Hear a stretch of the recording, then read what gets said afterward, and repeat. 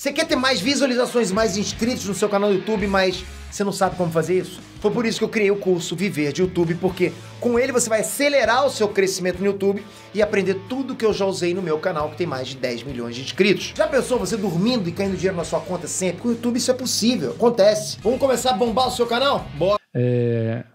Eu vou relatar um caso e aí acho que e faço a pergunta na sequência. Até o Marcelo Marrom esteve aqui com a gente e aí aconteceu uma situação na comédia que um cara fez coisas erradas, muito erradas, com os amigos dele, com a esposa dele. Todo mundo isolou o cara e o Marcelo Marrom foi o único cara a acolhê-lo, mesmo com todos os erros. E aí eu elogiei e tal e falei, né, do conceito que para mim era a coisa mais cristã que alguém podia fazer, né, lutando contra tudo e todos. E aí a gente recebeu muita porrada nesse episódio de cristãos dizendo que Jesus não era bobo, não, que se o cara errou tem que ser punido, e gente sempre muito agressiva e sempre muito julgando e dizendo que é assim que tem que ser feito, que o cara que fez errado tem que ser punido, porque sempre eles colocam essa coisa de que Jesus libera a agressividade, sempre citam o templo. Jesus quebrou o templo quando viu que estava errado, então Jesus sim vai recorrer à violência. Pô, o que mais a gente vê hoje é cristão a favor da tortura, né? Que é uma coisa bizarra que tem aí. Verdade. E sempre, mais uma vez, não estou generalizando, estou falando dessas pessoas agressivas.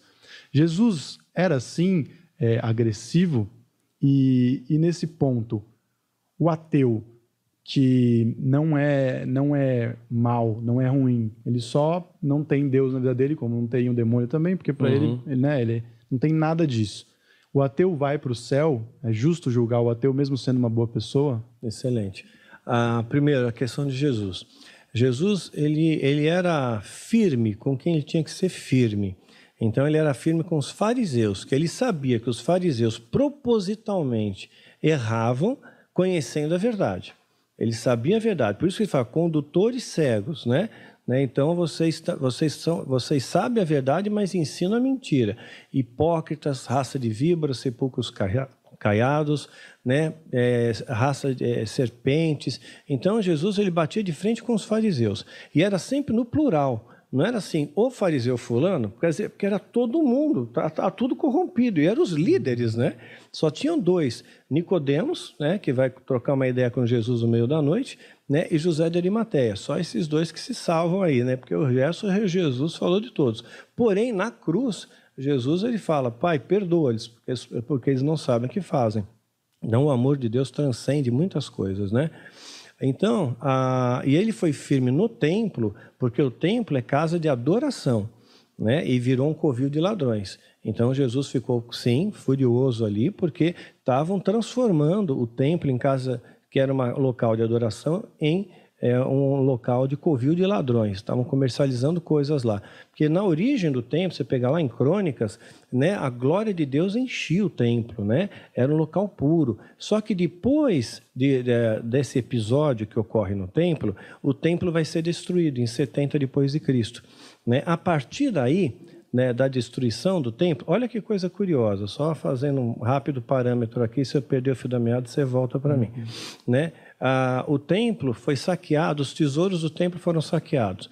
Construíram com isso o Coliseu, o microcosmo da política romana ali, que rolou morte, tortura e tudo mais, né? Virou um local de destruição.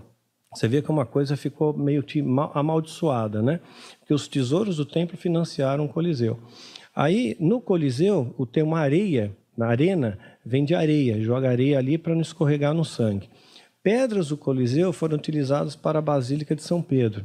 Quando Bento XVI renunciou, caiu um raio, pum, bem na Basílica de São Pedro, né? Então, muita coisa acontece. Ele renunciou no mesmo dia que o Tratado de Latrão foi assinado, dia 11 de fevereiro. Ele podia ter escolhido qualquer outro dia. Então, as coisas estão muito bem amarradinhas, muito bem concatenadas, né? Então, Jesus ele ficou furioso por causa daquilo. A partir daquele momento que o templo foi destruído, nunca mais foi construído. E a Bíblia diz que Deus não habita em templos feitos por mãos de homens, que nós somos o templo do Espírito Santo, onde 2 ou 3 estiverem reunidos ali, Jesus estará. Quer dizer, quebrou os paradigmas. As igrejas se reuniam em casas, não mais em templos, né? Então, hoje, essa história de construir megatemplos, né, faraônicos, tudo, se construir, olha, com o dinheiro que gastaram no Templo de Salomão, fazia um hospital mega hospital, né? Mega hospital. Mas não, ali dá dinheiro. Por que que hoje em dia, na pandemia, estão liberando o templo para pregação?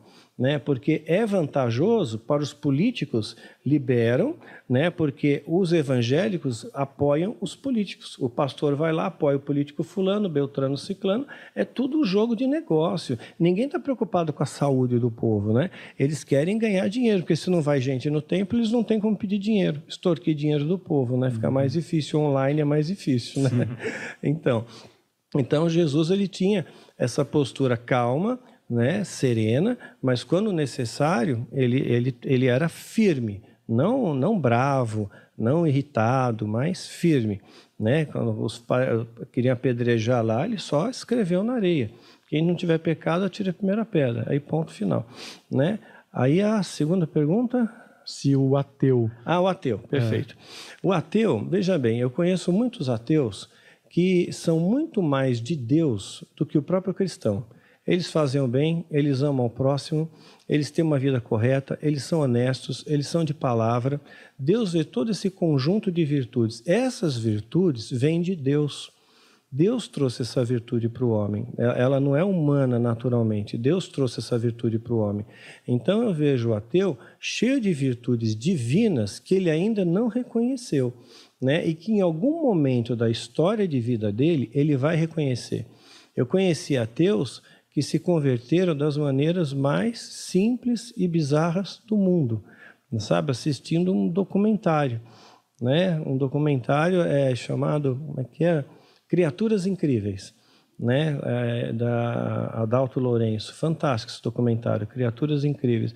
E chorou que nem criança vendo um documentário ali, né? Então, pequenas coisas, assim, ele pega, para pensar, puxa vida, uma vez eu falei para um ateu, né? Foi tudo bem, você não acredita em Deus, beleza, mas o dia que você tiver numa noite, né, uma noite bonita, cheia de estrelas, olha para o céu, olha cada estrelinha daquela lá, né? Veja cada pontinha de estrela que brilha por você. Deus fez aquela estrela para brilhar por você, para que você pudesse ver o poder dele nas estrelas, nas constelações, nas galáxias, nos planetas, né? Deus fez isso para você, né? Então é um espetáculo que Deus fez para você. O pôr do sol, né? O nascimento do sol, né? A lua, né? E ele ficou tocado com aquilo, né? Aí passou um tempo, ele teve a esposa dele morreu. E eu peguei e fui no velório da esposa e falei para ele, não tinha o que dizer, sabe? Eu peguei e falei, cara, eu tô aqui com você, tô aqui. Sentei ali e fiquei lá com ele, né? Só fiquei sentado ali, né? E enquanto as pessoas se movimentavam, tal, só fiquei sentado. Aí acabou tudo, todo mundo foi embora. Ele se despediu de mim com aceno de cabeça. Passou umas 3 semanas, ele encontrou comigo de novo na rua. Ele me deu um abraço, chorou pra caramba e falou assim, cara, eu vi Deus na sua vida. Você ficou do meu lado. Enquanto muita gente estava ali só para fazer média, para comer alguma coisa, você estava ali do meu lado.